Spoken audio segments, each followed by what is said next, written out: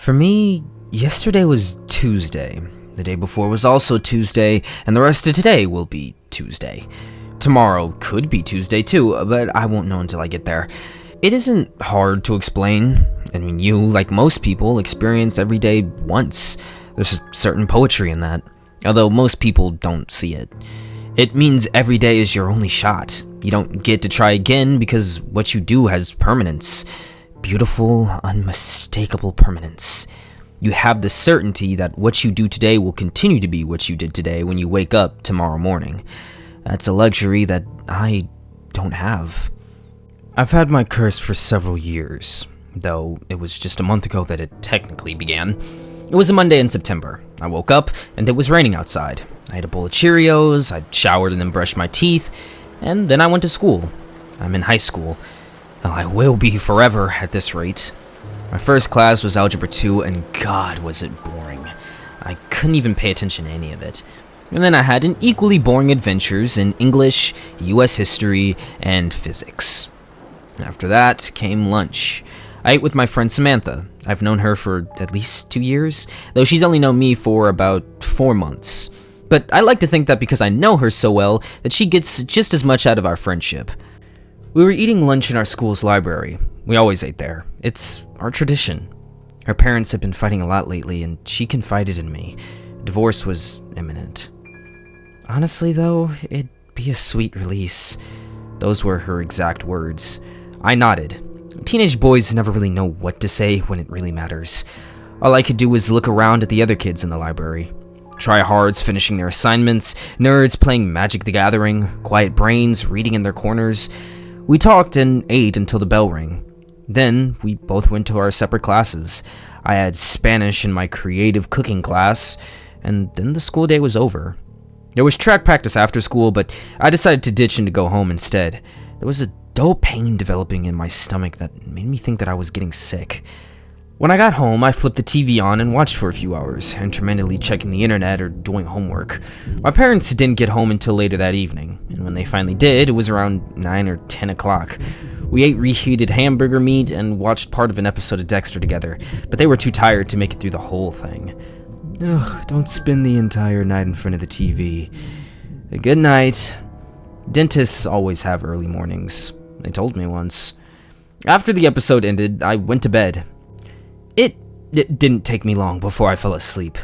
The next morning, I woke up. The sound of rain tapping on my window filled my ears. I ate a bowl of Cheerios, I showered and brushed my teeth, and then I went to school. I went to Algebra 2, and it seemed even more boring than the day before. I already knew all this stuff, so why was I learning it again? And then I went to English, US history, and physics. Each one more boring, repetitive, and pointless than the last. I met Samantha in the library for lunch. Ugh, nothing new to report, I told her. School is as dull as ever. Then she told me about her parents. They had been fighting lately, and they were thinking about getting a divorce. Didn't you tell me this yesterday? I asked. No, I don't think so. I nodded. Obviously she had, but it wasn't the time to harp on her about her forgetfulness. I hope they do get divorced, honestly. It'd be a sweet release. They haven't gotten along for years. A sweet release. That phrase sounded so familiar. I think you said that yesterday too. When? When we had lunch. What are you talking about? My gaze drifted from her to the people around us. A group of less popular kids playing Magic the Gathering, a boy who always talked too much in class putting the finishing touches on a paper, and a small mousy girl reading in the corner by herself, all of them in the same place that they had been the day before. Martin, are you okay? You're being kind of weird. Samantha shook my shoulder. Everything seems so familiar. I told her that I was fine and that I was having a strange day. Deja vu, I said. We finished lunch together, and I went to my remaining 3 classes. I had track practice, but I felt sick to my stomach, so I went home instead.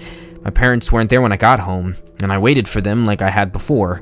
My dogs kept me company while I watched TV, and the same channel showed the exact same shows.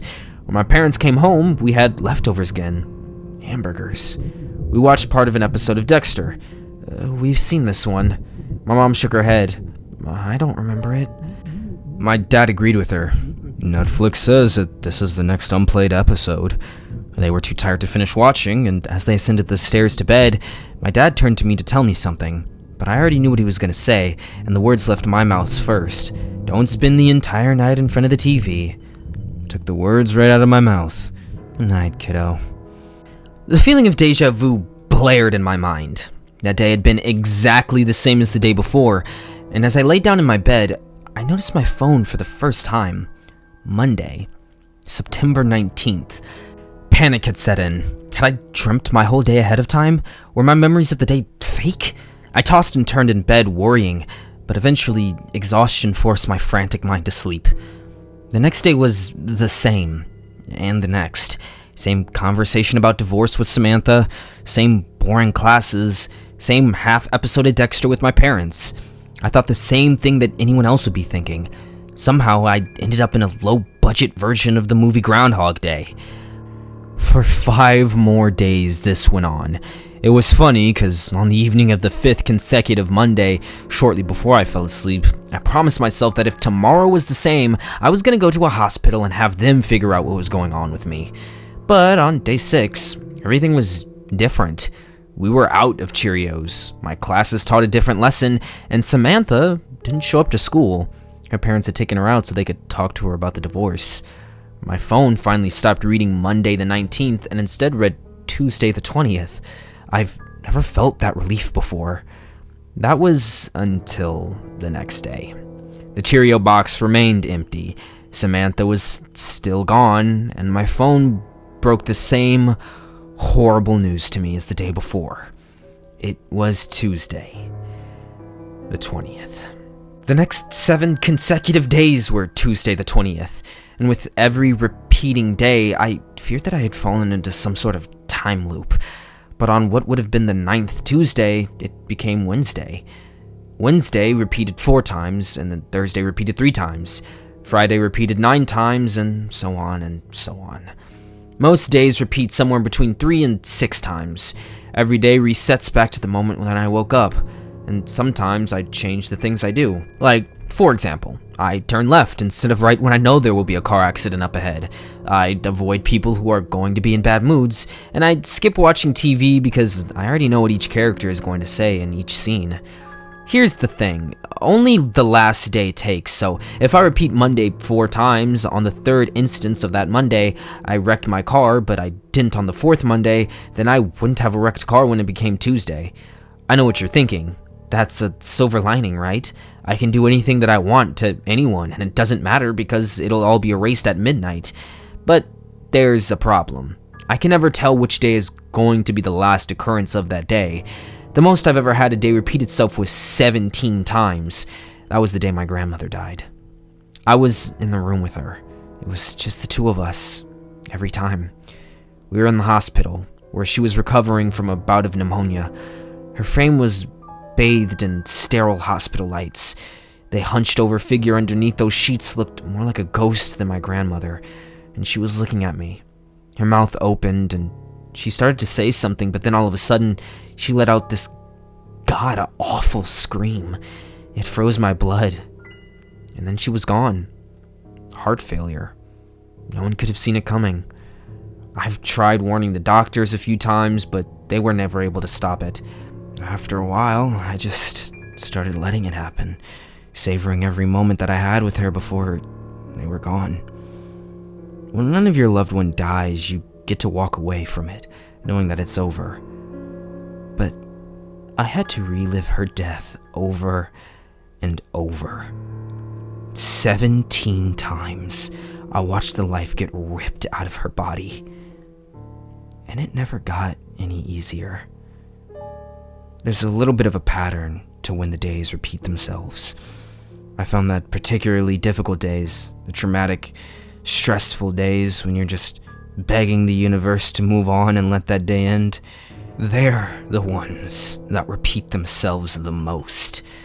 Every horror that I face, whether emotional or physical, I face over and over. Sometimes it's like being in hell. Thus far, I haven't had a reason to tell anyone about this.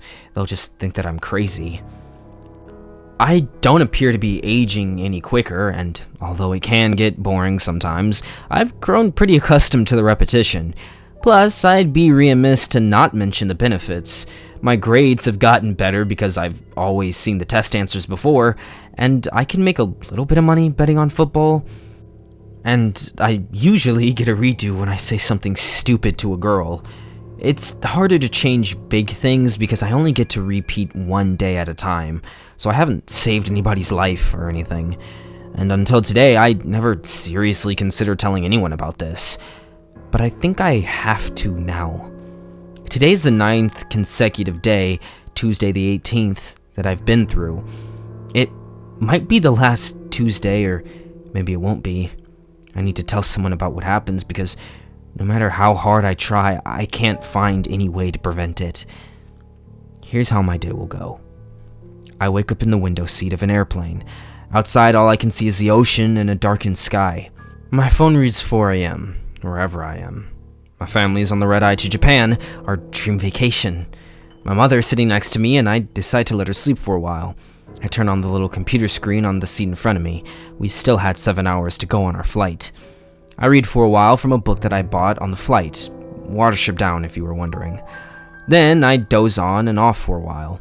Around 6 a.m., everyone that I can see on the flight is still asleep, except for this big guy sitting next to a couple of rows in front of me.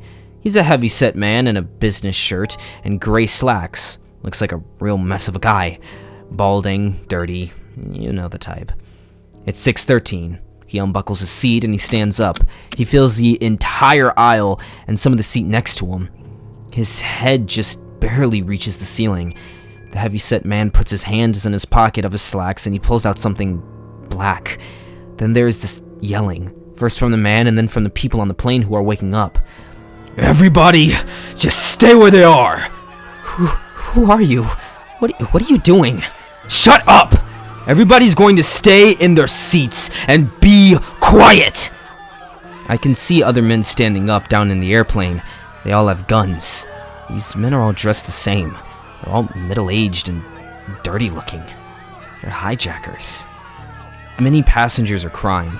There's a delirious woman in the row behind me who is hyperventilating and won't stop screaming. The heavy-set man walks over to her. "Shut up! Please, don't hurt us." "I said, shut up!" "Why are you doing..." And then there's a ringing in my ears, and my vision blurs. Little droplets of red have covered the walls and the surrounding seats. Scream erupts from all sides around me. A baby starts crying somewhere near the back of the plane. That's what happens if you talk. So everybody, keep your goddamn mouth shut! My mother grabs me tightly, and the men keep their guns trained on us. There must be at least 10 of them. Nobody moves an inch. Near the front of the plane, I hear 2 gunshots, and then I feel my stomach lurch forward. The windows show an ocean that had once been perfectly flat. It's diagonal now, and it's growing larger every second. The crash lasts for only a second. Down the aisle, I see the plane disintegrate as it strikes the water. My last memory is my mother's face being torn from her skull as the words, "I love you," disappear from her lips. Everything goes dark, and my ears start ringing. And then I wake up, and it's 4 a.m. I'm on the red-eye flight to Japan with my family, and I have 2 hours left to live. The second time that this happened, I tried to warn the pilots, but they wouldn't listen to me. The third time, I tried to warn the passengers, but one of the hijackers stood up and fired his gun at me before I could even finish telling them. Immediately afterwards, I woke up. It was still in my window seat, and the 4th iteration of this day was beginning all around me. There was no chance of me trying to stop the hijackers. There was simply too many of them. I've told the flight attendants. I've told my mom. I've done everything that I could. Strangely enough, people don't believe you when you say that a bunch of middle-aged men will crash your plane in 2 hours. There's in-plane Wi-Fi. Around the 5th time I woke up, I snuck my mom's credit card out of her purse to pay for it. I've tried contacting the government, TSA, air control, everything you can think of. But the hijackers always win. There's too many of them and too little time to warn everyone else. I'm not sure how many times this day will repeat itself. Maybe tomorrow I'll wake up and it'll be Tuesday again. Or maybe I won't wake up at all. This is the second time I've set this message to upload. The first time didn't take. I want to say a few things in case this reaches anyone that I know. To my family, I love you. You are always there for me no matter what. And to my friends, thanks for putting up with me all these years. You made life worth it. Especially Samantha. Samantha, if you get the chance to read this, I always had a crush on you. Even with thousands of repeating days, I never knew how to tell you until now. I'm sorry that I waited so long. It's almost time for the hijackers to start, so I better go. In case you haven't figured it out yet, if you're listening to this, that means that this time it took. And it means that I'm already gone.